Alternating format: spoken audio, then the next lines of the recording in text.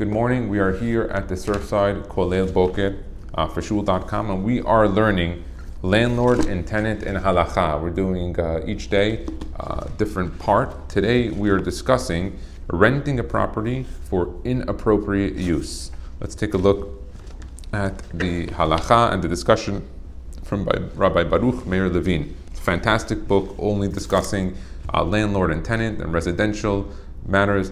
I always try to buy these Sfarim that are specifically for the Halacha, because sometimes you look in the Shulchan Aruch and you look at some of the Halachot, they're straightforward, but not all the details are there. In these books, they go into the details, they gather all the data. Obviously, you want to find the right sefer, the right haskamot.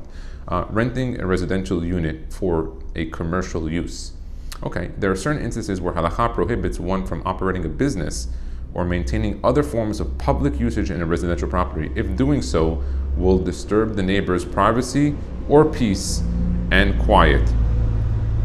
This prohibition is generally limited to instances where the customer's guests will be entering through common areas, such as the hallway of an apartment building.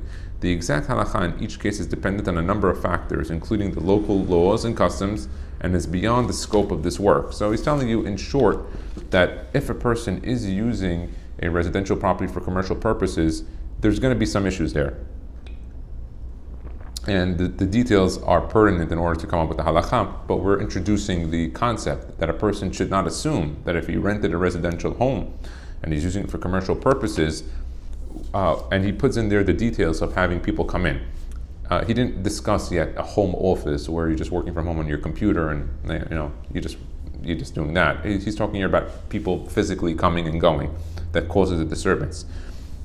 In any event, in an instance where it is indeed prohibited to maintain such a business or public usage in a specific property, it will also be prohibited for one to rent out the property to a tenant who will maintain such usage.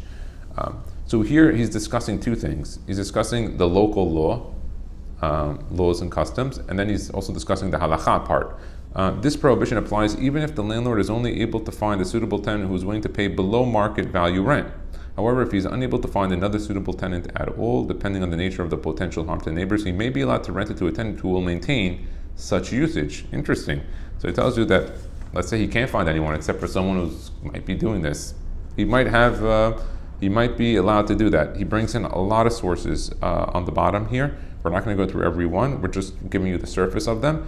And so if you have that question, you should go specifically to your local Dayan, Beit Din, or Rabbi that is an expert on this field. Let's continue. Renting to unscrupulous or disorderly individuals. It is forbidden for a landlord to rent out or sell his property. He put in there sell too. His property to unscrupulous individuals who are likely to cause harm to the neighbors or their property. This prohibition also applies when the harm at risk will be emotional or spiritual. That's very interesting. So I think he might be talking about, let's say, I don't know, he didn't bring in the example here, but let's say you have a frum religious guy, lives on a frum block, everyone's religious, and suddenly he's going to sell the house to, I don't know, someone who's going to be Mehalil Shabbat. The guy, he arrives on Shabbat, the guy plays music, I don't know, something to that nature where he's disturbing now the whole area. So before there was a rental, he's even discussing sales. According to some poskim, even if the landlord already rented his apartment to such a tenant, as he was unaware that the tenant would cause such harm, he is obligated to evict the tenant. As will be mentioned on page 205, we'll talk about that later. The landlord often has the right, from a legal perspective, to evict such a tenant. If the landlord is unable to find another suitable tenant who is willing to pay the market value rent, depending on the nature and likelihood of the harm that this may cause to neighbors, he may be allowed to rent to such unscrupulous individuals. So again, he tells you that there is room to rent. However, if there is a suitable tenant willing to pay the market value rent, then even if there is an unscrupulous individual who is willing to pay more than this amount, he may not rent it to the unscrupulous individual. So he tells you if he has a guy that's going to pay market value rent, but you have this unscrupulous individual, the troublesome guy, he's willing to pay double the rent. You don't take it from him. Some poskim note that if when the landlord purchased the property, it was already occupied by unscrupulous individuals, or the neighborhood was filled with such individuals, he may continue to rent it to such individuals. So here he tells you maybe the case where the block, they're trying to fix up the block. You know how that works in some of these neighborhoods and communities. They're trying to get the block better. Families are moving in. But it exists, these types of unscrupulous people that rent. He says you don't have to be on board with all that. If the people are already renting them to these type of people, you could. Yeah, if the guy wants to be a slumlord or whatever and deal with it and have these problems, fine. But he's telling you that if it's already being done, it's okay, and it might be permitted in some cases. And we'll continue the last two parts, renting one apartment to multiple families. According to some poskim, one may not rent a one-family apartment to two families against the wishes of the neighbors. This happens so much in Brooklyn. It's crazy. Where you have a guy, he takes a one-family house, it's a single-family house, one gas meter, one electric meter, and the guy makes from it 3 apartments. He makes a second floor, a first floor, and then he rents out his basement. And initially, you say, oh, what's the big deal? He owns the house, I can do whatever he wants. It negatively affects so many things. When you have 3 families in a place that one family should be, parking is affected, people going in and out, deliveries, it just everything, the whole block changes when this happens. You take a block that should have 20 families on them and then you literally have 60 families living there. Now, of course, I'm all for lowering the cost of homes, but the easiest and only way to lower the cost of homes that I understand from economics is very simple. You need to build more homes and you need to make it much easier. The system and process has to be easier for buying and selling and acquiring and fixing up homes. That is the only way to lower the price of homes in a standard economy, from my understanding, that if every year there's going to be 10, 20, 30, 50,000 people that need homes and you don't build them, prices keep going up unless people are going to move out.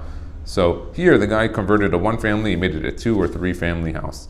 And the neighbors don't like that. This restriction, however, is generally limited to where this apartment shares common areas with other neighbors, such as indoor hallways.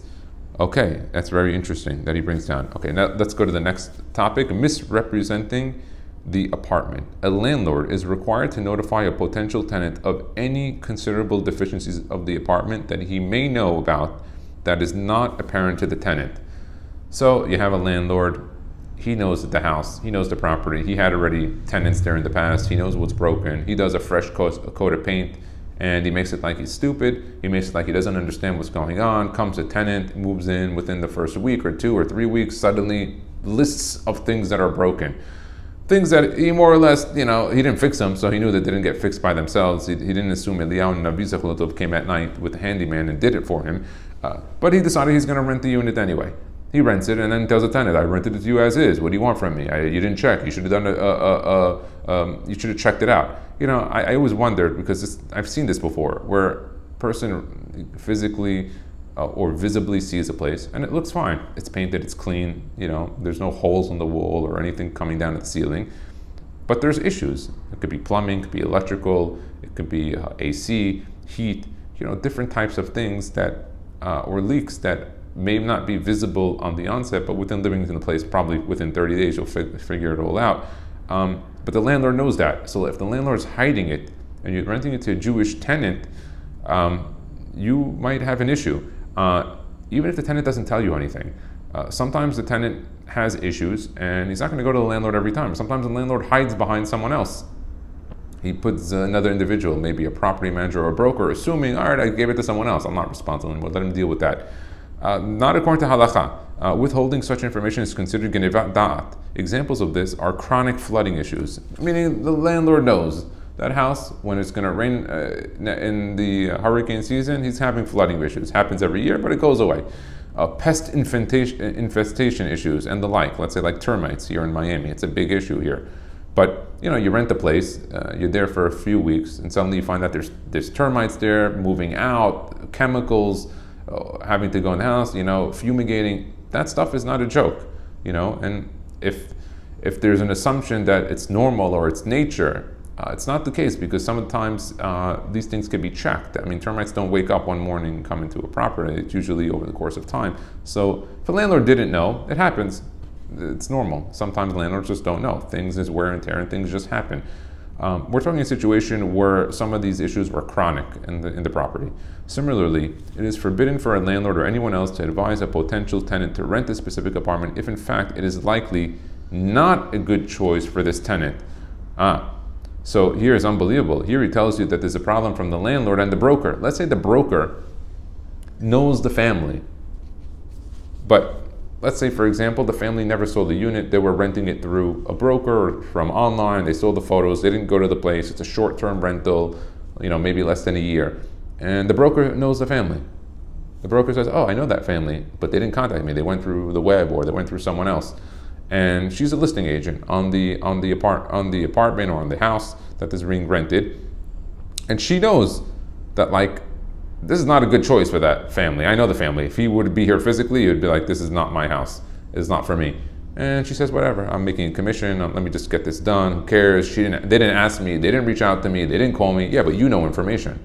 That's genevat dat. You could share information within one phone call and so that they can make a better decision to help them. So this is on the landlord or anyone else, including the broker for the landlord. For example, if a landlord believes that this is not in the best interest of a potential tenant to live in the particular neighborhood that his apartment is situated in, he is not allowed to tenant that the apartment is a good choice for him.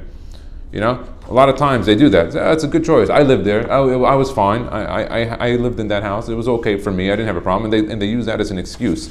I say this because when you hear more and more cases of this stuff, which is why we bought this book here and we're learning here in the Kolel Boker, is that this was an ongoing issue. And it is an ongoing issue. You see it a lot. I see it with my friends. I've seen it personally. A lot of times this type of landlord and tenant issues come up.